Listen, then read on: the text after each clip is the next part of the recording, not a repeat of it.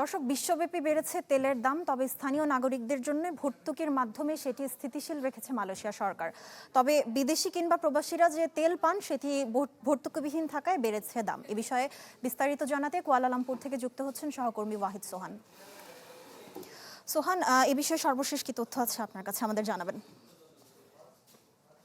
জি, আপনাকে অসংখ্য ধন্যবাদ। আসলে আপনি যেমনটি বলছিলেন যে মধ্যপ্রাচ্যের যে যুদ্ধ পরিস্থিতি বিরাজ করছে, এই যুদ্ধ পরিস্থিতির কারণে আসলে বিশ্বের সব জায়গায় যে তেলের দামের যে বৃদ্ধি পেয়েছে তারই ধারাবাহিকতায় মালয়েশিয়াতেও তেলের দামের কিছুটা তেলের দাম বেড়েছে। যদিও মালয়েশিয়া তাদের নিজস্ব তেল রয়েছে। সেই তেলটির গ্রেডের পরিমাণ এটি ভালো মানের তেল হওয়ার কারণে আসলে এটি সাধারণ কাজে যতটা না ব্যবহার হচ্ছে তার চাইতে তারা যেই আ সেই তেলটির উপরে আসলে অনেক কিছু এইখানে থাকছে। এখানে আমি আপনাকে বলে রাখি যে আসলে আমাদের এখানে যে কাজটি হচ্ছে যে মালয়েশিয়া সরকার তার দেশের নাগরিকদের নাগরিক সুবিধাকে নিশ্চিত করার জন্য তারা তেলের দাম রেখেছে ৳১ রিঙ্গিত ৯৯ পয়সা, যেটির স্বাভাবিক মূল্য ৳২ ৳২ রিঙ্গিত ১৫ পয়সা।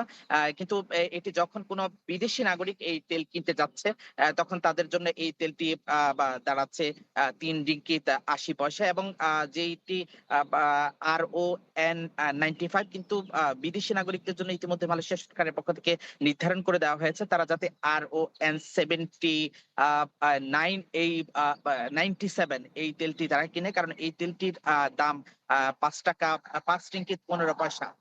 সো এখানে যেটি হচ্ছে আসলে এখানে যে সমস্ত প্রবাসী বাংলাদেশী বা যে সমস্ত বিদেশি নাগরিকরা রয়েছেন তাদের মধ্যে এই যে তেলের দাম বৃদ্ধিতে যারা ব্যবসা-বাণিজ্য করেন, আমি বেশ কয়েকজন ব্যবসায়ীর সাথে কথা বলেছি যারা এখানে নিজস্ব লরি বা গাড়ি রয়েছে। বিভিন্ন জায়গায় তারা মাল সাপ্লাই দেন। তারা কিন্তু ইতিমধ্যে একটু বিব্রতকর পরিস্থিতি বা আ আ সংকটের মধ্যে রয়েছেন। যেহেতু মালয়েশিয়ায় তার নিজ দেশের নাগরিকদের জন্য নাগরিক সুবিধার তেলের দাম যতটা না স্বাভাবিক রেখেছে, কিন্তু বিদেশি নাগরিকদের জন্য এই তেলের দামের পরিমাণটা বেশি হওয়ার কারণে কিন্তু একটি বিদেশি আ যে সমস্ত নাগরিকরা রয়েছেন তাদের উপর প্রভাব পড়ছে। আবার মালয়েশিয়ার প্রধানমন্ত্রী আনোয়ার ইব্রাহিম কিন্তু আরেকটি বিষয় সতর্ক করে দিয়ে বলেছেন যে এখানের আইন শৃঙ্খলা রক্ষাকারী বাহিনীকে যাতে মালয়েশিয়ার পার্শ্ববর্তী রাষ্ট্র থাইল্যান্ড এবং পাশাপাশি ইন্দোনেশিয়া রয়েছে যাতে চোরাই পথে কোনো তেল অন্য কোনো দেশে না চলে যায় এই বিষয়টির উপর জোর দেওয়া হয়েছে। তারই পাশাপাশি এখানে যে সমস্ত প্রবাসী বাংলাদেশিরা রয়েছেন তারা মনে করছেন যে মালয়েশিয়ার সরকার আসলে বিদেশীদের প্রতি আরেকটু সহানুভূতিশীল হবে।